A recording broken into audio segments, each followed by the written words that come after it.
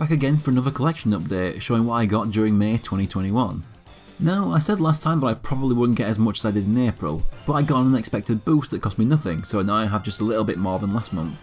First up, the RNG I used determined I'd buy at least one Guilty Gear game. I bought Guilty Gear X2 on PS2 and Guilty Gear Xrd Revelator on PS4. Now for my main full set targets as usual. For the GameCube I got NBA Live 2003 and Disney's Chicken Little. Not the most glamorous, but when you're aiming for a full set, this is what can happen. Same with the Wii U, where I got FIFA 13 and Sing Party with the microphone. FIFA 13 is one of only 2 EA Sports games on the system, so at least I don't have too much of those to buy, unlike the GameCube. Now for the completed series. I bought Kessen 3. I've had the first Kessen and Kessen 2 for about 10 years already, and there are no other console ports or special editions that I'm aware of, so this set is complete. Followed up by a series I owned no games for, Big Brain Academy on the DS and Big Brain Academy for Wii on Wii. Unlike Dr. Kawashima's Brain Training, this series never survived past that generation, so this set is complete too. Now for single releases, those that had no sequels or ports. Apocalypse on the PS1 was the game I had as a kid, and I finally bought it back 17 or so years later. Mad Dash Racing on the Xbox, it cost me almost nothing. Make 10, A Journey of Numbers on the DS. This is the game I mentioned last time that I'd ordered but didn't arrive in time for that video. It arrived the day after I made that one. Most people probably know it for having a character be a spirit in Smash Ultimate. Heavenly Sword on the PS3. I didn't get a PS3 myself until 2019, so my collection is pitiful compared to others. Plus it's a first party game and I'd like to at least get those if I'm not going for a full set. Just last week I did a video on Kamiko, which at the time I recorded it in 2018 was a digital only game. But a year or two ago there was a Japan exclusive limited run by B-Side Games. This limited edition comes with a slipcase with some sticker sheets inside and the game soundtrack on CD.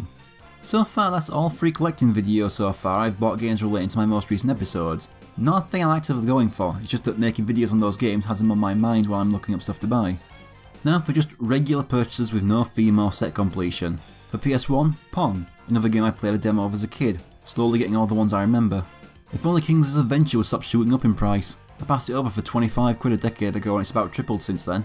Speaking of demos, I have more of the official PlayStation Magazine demo discs, discs 47, 51 and 54.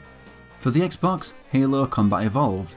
I found a pun in the 2nd and 4th games with that good old collecting strategy of know people who know you're a collector and they'll give you stuff they don't want anymore and don't care to sell.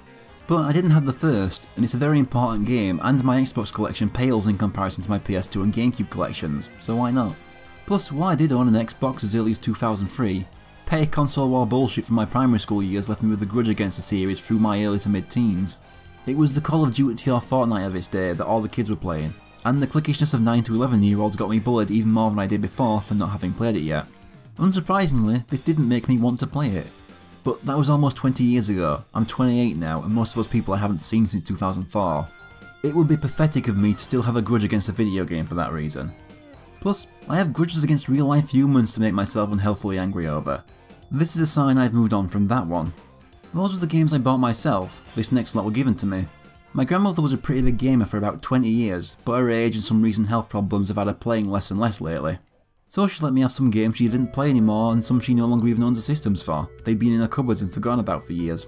First is the operative No One Lives Forever on PS2.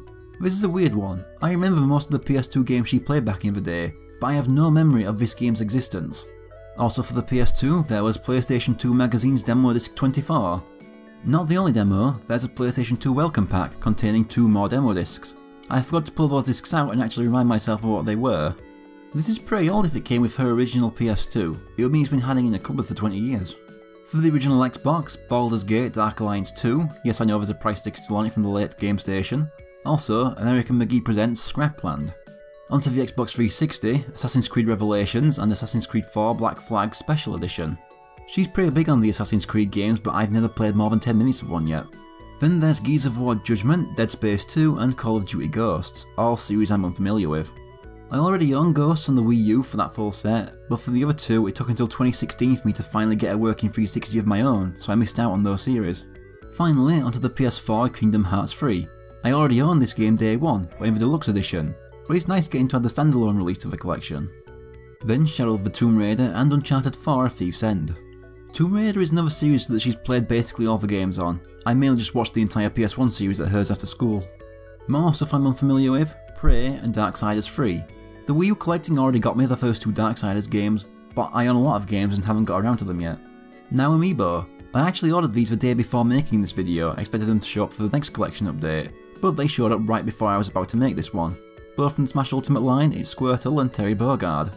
Last month I got volume 3 of The Legend of Zelda Twilight Princess manga. This time I just decided to play catch up. I bought volumes 4 through 8. With volume 9 not releasing until October, I currently have all of the Akira Himekawa Zelda manga released physically in English, including the Skyward Sword one in Hyrule Historia. Next is something I'm buying back. In the GameCube to mid-Wii eras, I was into buying the various Nintendo magazines that were around. Nintendo Official Magazine UK, Cube, NGC. But a move in 2009 had me throwing away what I built up from 2004 until then, plus a couple ones from a few years earlier. I didn't want to, but at the time I didn't have much choice. So here's the very first of these I ever got, Cube issue 21. I still have those 3 discs from my original laying around somewhere. What really had me coming back to these magazines was the personalities of the writers and the sense of humour and in-jokes. Stuff like Cube's Chandra Nair pissing off a Big Show in an interview and getting threatened with a beating, which I still have on one of their DVDs. Or the supposed cover-up of NOM UK's Tim Street winning a pre-release Mario Kart DS race against various journalists and Nintendo execs when the plan was for Satoru Iwata to win. And just writing all this out takes me back. Finally, the Doctor Who stuff. Still slowly working my way through the Pertwee era, and I'm now into his second series, having finished off buying his first with The Ambassadors of Death and Inferno, the special edition. I also bought The Mind of Evil. Terror of the Autons was in the box set last video. Now it's time for the RNG to determine which series I must buy at least one game from in the next one.